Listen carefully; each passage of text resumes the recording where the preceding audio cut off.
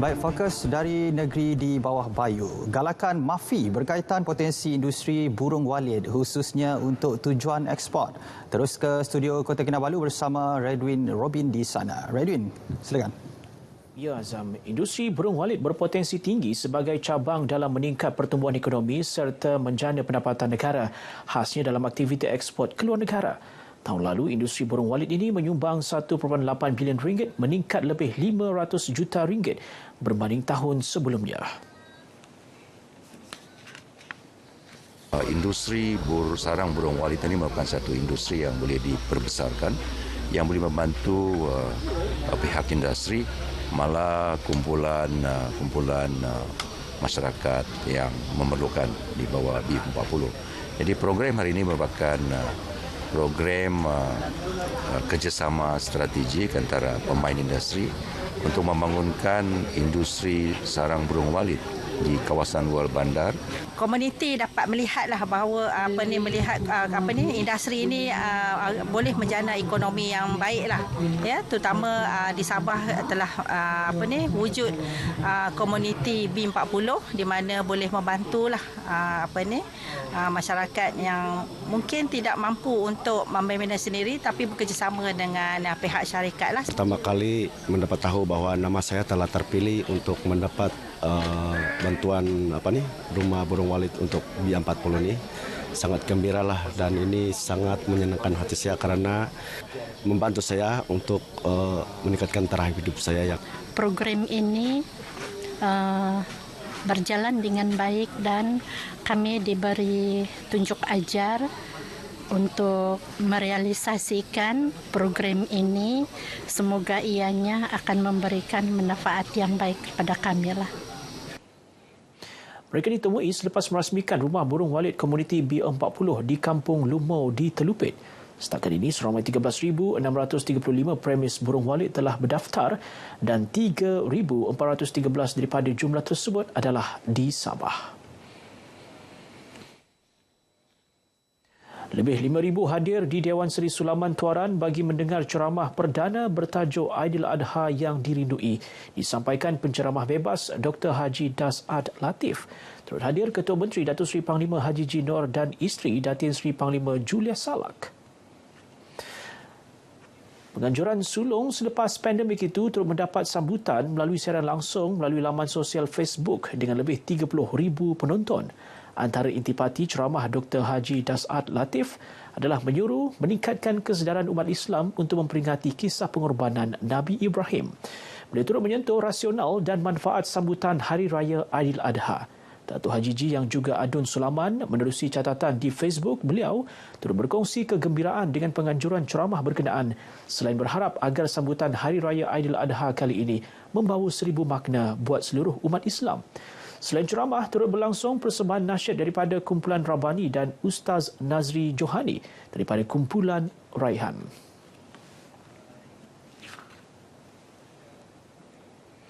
Jabatan Hal Ehwal Agama Islam Negeri Sabah JAINS perlu memiliki kecekapan dalam menguruskan tugas dan perkhidmatan menerusi era pendigitalan. Keperluan tersebut seiring dengan kelebihan aplikasi dalam talian, mengurangkan karenah birokrasi selain memenuhi kehendak pelanggan.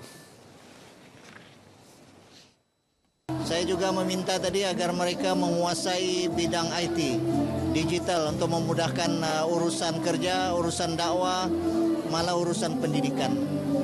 Dan saya juga meminta mereka untuk memastikan kerja sentiasa dengan penuh amanah dan integriti. Dia berkata demikian selepas menyampaikan anugerah perkhidmatan cemerlang kepada kaki tangan awam JAINS di Ibu Negeri. Seranan tersebut menepati Hala 7 Sabah Maju Jaya SMJ ke arah penjawat awam perlu memastikan segala tadbir urus dilakukan secara berintegriti dan organisasi yang efisien. Seramai 39 kaki tangan JAINS menerima anugerah perkhidmatan cemerlang tahun 2021, manakala 20 kaki tangan awam JAINS pula menerima anugerah khas.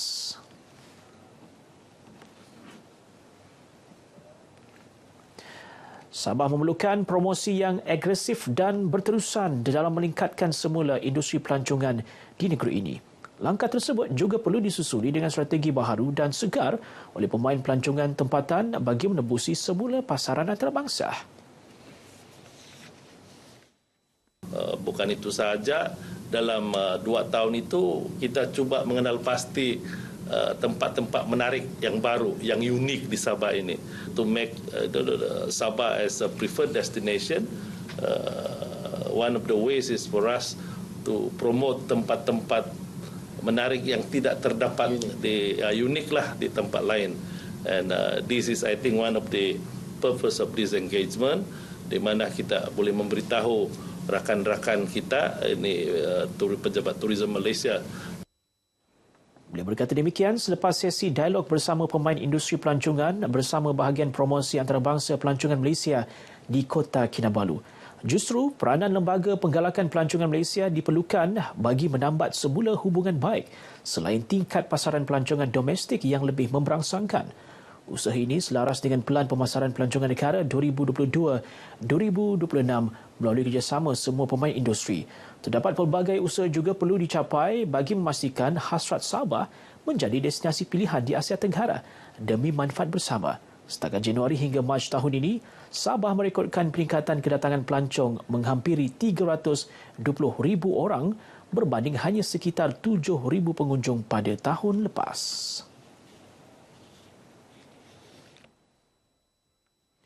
Operasi bersepadu pemantauan kegiatan penyelewengan barangan bersubsidi di daerah Sandakan terus diperkasa, tidak hanya tertumpu di daratan malah kawasan perairan.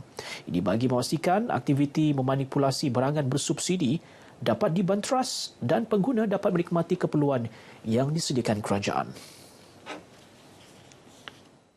Kita telah membuat rondaan di sekitar perairan Sandakan dan kita telah memeriksa 2 bot dan tidak ada pakes lah. Kita akan terus mengadakan siri-siri operasi bersama ataupun operasi bersepadu dengan agensi penguasaan yang lain lah, termasuk PPM dan juga yang lain.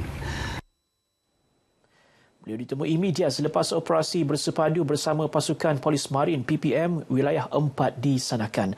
Azzi Zukri menambah pihaknya turut merancang akan mengadakan lawatan ke pulau-pulau sekitar daerah Sandakan untuk membantu peniaga runcit mendapatkan lesen berniaga dan cara untuk memohon lesen berniaga agar tidak melanggar peraturan KPDN HEP.